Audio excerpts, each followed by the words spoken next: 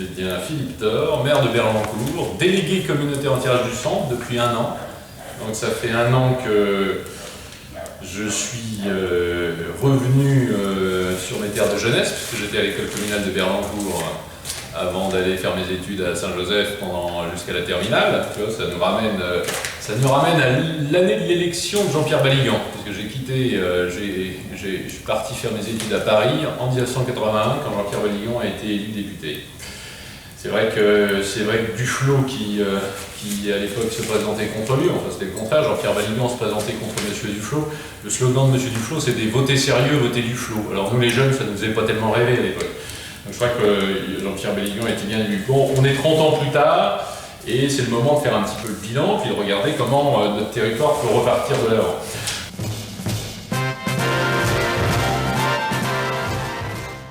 Alors, moi j'ai le journal du jour là, et j'apprécie le petit titre d'une journaliste, Jean-Marc Prince recadre Philippe Thor. Et j'ai apprécié ce débat, effectivement, et d'être recadré par Jean-Marc Prince, maire de Vervins, c'était jeudi soir. Entre-temps, je suis reparti à Paris, puis après je suis revenu à Berlancourt. Parce que le recadrage, la discussion, le débat, tout ça c'est très beau, hein, parce que ça permet de réfléchir et ça permet de faire progresser les sujets, et c'est bien meilleur que le silence, l'omerta, les petits arrangements entre soi. Donc là, l'idée maîtresse de l'intervention de Jean-Marc Prince, ceci dit, je suis en profond désaccord avec elle et il n'en sera pas surpris. Son idée maîtresse, c'est de dire il regrette que des notions politiques rentrent par mon intermédiaire en conseil communautaire. Alors moi je ne regrette pas parce que c'est volontaire. Pourquoi? Parce que effectivement Jean-Marc Prince, M. Thomas, M. Dedigny, M. Brossier, M. Baligan se plaisaient à dire qu'il n'y avait pas de clivage politique en conseil communautaire de tirage du centre. Ouais, il n'y a pas de clivage politique, oui. La région était socialiste, le département était socialiste, la communauté de communes était socialiste, la ville de Vervins était socialiste, et puis pas mal d'autres villes autour. Alors, ça leur plaisait qu'il n'y ait pas de politique dans la mesure où tout le monde était soit d'accord, soit silencieux. Alors, moi, j'ai pas envie d'être silencieux. Pourquoi j'ai pas envie d'être silencieux? Parce qu'en tirage du centre, il y a 17,2% de chômeurs en catégorie A. En tirage du centre, il y a 60% de la population qui est non imposable. Alors, il y a de bonnes choses qui ont été faites pendant ces 30 dernières années, évidemment. Il y a plein de bonnes choses, il y a plein d'efforts qui ont été déployés. Mais le bilan pour notre pays, le bilan pour notre département, qui est dans une situation catastrophique. Alors, 65% d'augmentation de la taxe foncière, un endettement faramineux qui a augmenté de 50% en quelques années. Fricoteau, il ne sait pas comment s'en sortir. Il a beau diminuer par 2 les frais de cabinet de la présidence, c'est-à-dire les chauffeurs, les restaurants, etc. Il ne sait pas comment s'en sortir. Il va falloir sabrer dans les dépenses. C'est vraiment problématique. Donc le bilan, effectivement, n'est pas bon. Il y a des choix maintenant qui doivent être faits d'un point de vue budgétaire. Puis il y a des débats qu'il faut lancer. On a lancé le débat, ou relancé le débat de la fiscalité éolienne, et je suis très content que désormais les petits villages puissent bénéficier d'un petit peu de quelques euros de fiscalité éolienne, ce qui n'était pas le cas il y a 1 an quand je suis arrivé en tirage du centre, où on n'aurait rien eu dans nos villages. Je suis très content que le sujet du bassin aquatique intercommunal ait aussi été réouvert. On sait qu'on ne va pas pouvoir faire ce bassin intercommunal avant très longtemps. Bon, c'est comme ça, parce que tout le monde a envie d'avoir des piscines, un maximum de piscines, au bout de son jardin, partout, mais on fait ce qu'on peut avec l'argent qu'on a et avec l'argent qu'on gagne. Et puis on a aussi fait quand même progresser la démocratie intercommunale, on a fait changer une loi, et le président Véron joue le jeu, puisque maintenant il nous envoie quand même les documents quelques jours avant nos séances. Donc tout ça c'est bien, ça permet d'alimenter le débat, et c'est ce que je voulais dire sur le plan politique. Bon,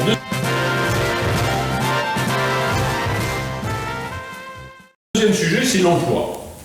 L'emploi, ce que je veux dire, c'est que quand je dis qu'il faut faire attention aux impôts et baisser les impôts, c'est parce que, effectivement, la situation est insupportable pour les habitants. Quand on a un petit appartement qui vaut 100 000 € à Paris, on paie 100 € de taxe foncière. Quand on a une maison à Berlancourt qui vaut 100 000 €, on paie 700 € de taxe foncière. Et quand on a une maison de 100 000 € à Vervins, on paie 1 400 € de taxe foncière.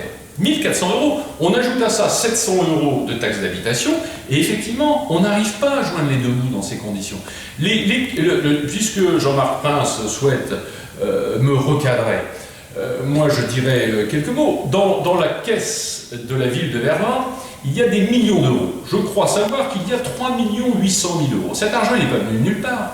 Cet argent, il a été pris dans les poches des habitants au travers des impôts. Jean-Marc Prince a hérité de taux d'imposition extrêmement élevés qui ont été mis en place du temps de Baligan sur les entreprises et sur les particuliers qui habitent à Vervins. Il ne faut pas s'étonner si les Vervinois ne sont pas contents. Les petits commerçants sont ulcérés de la situation parce qu'ils sont en train de déposer le bilan, ils sont en train de disparaître à Vervins. Le projet de Jean-Marc Prince, qui est de rénover son hôtel de ville, je crois que c'est à peu près terminé, ou c'est en voie de finition, et maintenant de rénover l'ensemble du centre-ville, ça ne va pas créer un seul emploi pérenne. C'est pas comme ça qu'on crée de l'emploi pérenne. On crée de l'emploi pérenne en permettant aux agriculteurs, aux artisans, aux commerçants de vivre de leur travail, aux auto-entrepreneurs. Si on les écrase d'impôts ou si on écrase d'impôts les habitants, eh bien ils ne peuvent pas acheter des prestations ou des marchandises à leur prix aux petits commerçants, aux artisans. Et les petits commerçants et les artisans, ils disparaissent. Et après, il n'y a plus d'emploi. Et donc, cette politique d'impôts excessif, je suis effectivement assez alarmé. Je pense que rien n'est fait pour favoriser véritablement les entreprises locales. Et c'est vrai qu'on se mobilise fortement pour faire venir des entreprises de l'extérieur, pour faire venir des filiales de grands groupes. Alors là, on est capable de dépenser des millions d'euros en infrastructure. Bon. Mais pour maintenir nos entreprises locales qui sont là depuis toujours, alors là, on fait rien.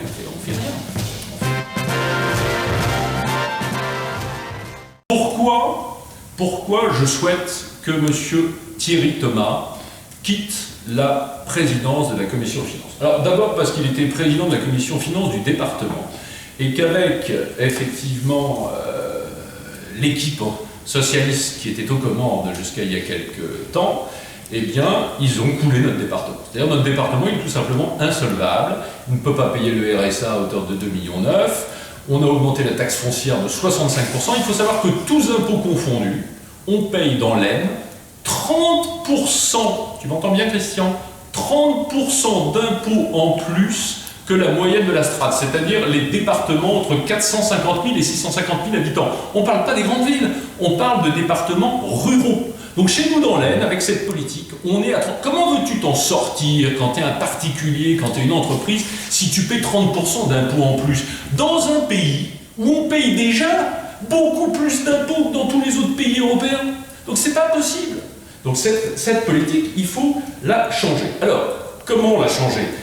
En faisant des choix. Et le choix qu'il faut faire dans notre pacte financier revisité, notre pacte financier de 2011, il est complètement obsolète. Hein, si on faisait tous les investissements qui ont été prévus par M. Brossier, son équipe, qui sont prévus dans le pacte financier, c'est écrit dans le dernier rapport d'audit de la communauté de communes de Tirage du Centre, on va vers l'insolvabilité dès 2018, c'est écrit. Hein, c'est écrit parce qu'on se retrouve avec 2,7% d'épargne brute quand il en faut 9% pour s'en sortir, et on se retrouve avec un endettement sur 21,7 années, alors que l'endettement, il ne va pas dépasser une dizaine d'années. Hein. Donc, effectivement, on va devoir faire des choix. Alors, des choix comment? La piscine, c'est reporté au calendrier grec. Bien. Ça n'a pas empêché, d'ailleurs, l'équipe en place de dépenser 400 000 € en frais d'architecte ces 2 dernières années. Alors ça, c'est de l'argent qui est perdu. Hein. 400 000 € de frais d'architecte sur la piscine, c'est-à-dire 100 €, tu m'entends bien, par foyer fiscal, qui ont été donnés. Alors, moi, je suis un avocat, donc une profession libérale. Hein. Donc les architectes, c'est une autre profession libérale. On est d'accord? Donc c'est des gens que j'estime infiniment.